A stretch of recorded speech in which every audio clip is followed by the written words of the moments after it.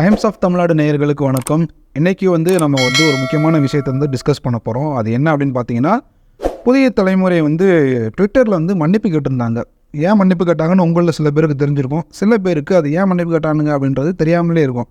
அது என்ன காரணம், அதனுடைய பின்னணி என்ன, அது யார் தூண்டுதலின் பேரில் அவங்க மன்னிப்பு கேட்டாங்க அப்படின்றத பற்றி நம்ம இன்றைக்கி பேச போகிறோம். ப்ரோ, நீங்கள் பார்த்துருப்பீங்க, புதிய தலைமுறை ட்விட்டரில் மன்னிப்பு கேட்டிருந்தாங்க. ஏன் மன்னிப்பு கேட்டாங்க, எதுக்காக கேட்டாங்க அப்படின்றத நான் ரொம்ப நேரம் வளவலன்னு பேசாமல் நீங்களே டைரெக்டாகவே சொல்லிடுங்க ஏன் மன்னிப்பு கேட்டாங்க அப்படின்றத. புதிய தலைமுறை டிஜிட்டல் என்ன பண்ணுறாங்கன்னா, பரிதாபங்கள் கோபி சுதாகர் அவங்க பொலிட்டீஷியன்ஸை மாதிரி ஸ்பூஃப் வீடியோ பண்ணுவாங்க. உதாரணத்துக்கு கருணாநிதி அவர் மாதிரி பண்ணுவாங்க, சீமான் இந்த மாதிரி ஒரு ஸ்பூஃப் வீடியோ மாதிரி இவங்களும் புதுசாக ட்ரை பண்ணுறாங்க ரீசெண்ட் டேஸில். அந்த ஒரு இதுவில் இவங்க சீமானை பற்றியில் கூட இவங்க பேசியிருக்காங்க. முக்கியமான கட்சி தலைவர்களை பற்றியும் இவங்க ஸ்பூஃப் பண்ணியிருக்கிறாங்க.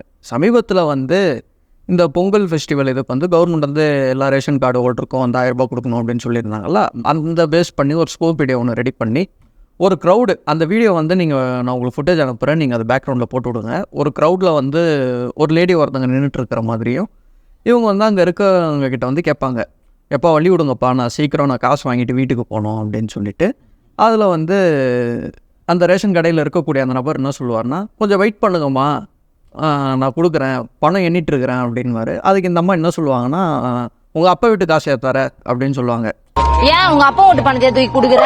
இந்த உங்கள் அப்பா வீட்டு காசை தரியா அப்படின்றது எங்கேருந்து வருதுன்னா, நிர்மலா சீதாராமன் அவர்களுக்கும் உதயநிதி அவர்களுக்கும் சமீபத்தில் நடந்த ஒரு மோதல் போச்சு பார்த்தீங்களா, அந்த பேச்சு தான் அதை வச்சு தான் இவங்க இப்போ ஸ்கூப் வீடியோவே பண்ணுறாங்க. ஓகே, இந்த ஒரு இதுக்காக வீடியோ நீக்கியிருக்கிறாங்க. சொல்லுங்கள், இதில் உங்களுக்கு என்ன அப்படி பெருசாக ஆபாசம் உங்களுக்கு தெரியுது?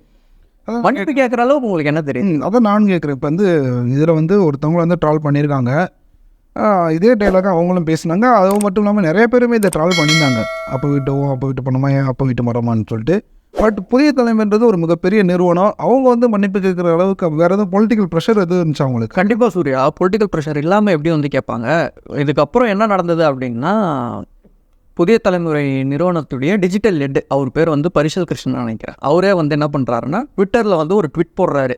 நாங்கள் போட்டிருக்க இந்த பதிவு யார் மனதையும் புண்படுத்தும் சோன்னு சொல்லிட்டு ஒரு டிஸ்க்ளைமர் போடுவாங்களா, அந்த மாதிரி போட்டு ஒரு சாரி அப்படின்ற மாதிரி அவர் கேட்குறாரு. அப்புறம் அவங்க போட்டு அந்த வீடியோவையும் அவங்க ரிமூவ் பண்ணுறாங்க. அதற்கு திமுகவிலிருந்து எஸ்கேபி கருணான்னு சொல்லிட்டு ஒரு ட்விட்டர் ஹேண்டில் இருக்கும், ஒரு பிரபலமான ஹேண்டில். அந்த நம்பர் என்ன பண்ணுறாருன்னா, நீ வீடியோ எந்த இதுலேருந்து நீ போட்ட, புதிய தலைமுறையில் தானே போட்ட, அந்த ஹேண்டில்லேருந்து மன்னிப்பு கேளு, நீ ஏன் எதுலேருந்து கேட்குறா அப்படின்றான். அதுக்கப்புறம் இவங்க என்ன பண்ணுறாங்கன்னா, புதிய தலைமுறை அஃபிஷியல் பேஜ்லேருந்து இவங்க மன்னிப்பு கேட்குறாங்க. அப்போ எடுத்தோடனே அவங்க புதிய தலைமுறை அஃபிஷியலில் கேட்கல. இல்லை, அவர் பரிசல் கிருஷ்ணன் அவருடைய பர்சனல் ஐடியிலேருந்து தான் அவர் கேட்குறாரு. நீ ஏன் இதுலேருந்து கேட்குற, நீ எங்கே வீடியோ போட்டு நீ அங்கேருந்து வா அப்படின்றாங்க. அதை சொல்லணும்னது யார் கரெக்டாக? அவர் யார்? திமுக கட்சிக்காரர். ஆமாம், எஸ்கேபி கருணான்னு சொல்லிட்டு ஒரு பிரபலமான நபர் தான் அவர். ட்விட்டரில் கம்பு சுற்றின்னு வைப்பார். அவர் இந்த மாதிரி போட்டுறாரு. அதுக்கப்புறம் அவங்களும் போயிட்டு அஃபிஷியலாக கேட்குறாங்க. இதில் நான் என்ன இது பண்ணுறேன் அப்படின்னா, நீங்கள் கருத்து சுதந்திரம்ன்றீங்க, உங்களுக்கு என்ன தகுதி இருக்குது நீங்கள் அதை பற்றி பேசுகிறதுக்கு? இன்னும் நிறைய விஷயம் நம்ம பேச வேண்டியது இருக்குது. டெய்லி இந்த மாதிரி என்ன கண்டிப்பாக டெய்லி மக்களுக்கு நம்ம சொல்லிடுவோம். கண்டிப்பாக நீங்களும் தொடர்ந்து நம்மளுடைய சேனலை பார்த்துட்டே இருங்க. டெய்லி என்னென்ன விஷயங்கள்லாம் சுவாரஸ்யமாக நடக்குதோ அதெல்லாம் உடனே சொல்ல போகிறோம். நிறைய மீடியா சொல்ல தவறுற விஷயத்தையுமே நாங்கள் சொல்லலான் இருக்கோம். ஸோ நம்ம சேனலில் இன்னும் சப்ஸ்கிரைப் பண்ணாமல் பார்த்துட்டு இருக்கிறவங்க சப்ஸ்கிரைப் பண்ணிக்கோங்க. இந்த வீடியோ உங்களுடைய ஃப்ரெண்ட்ஸ் ஃபேமிலி எல்லாருக்குமே ஷேர் பண்ணிக்கோங்க. நன்றி.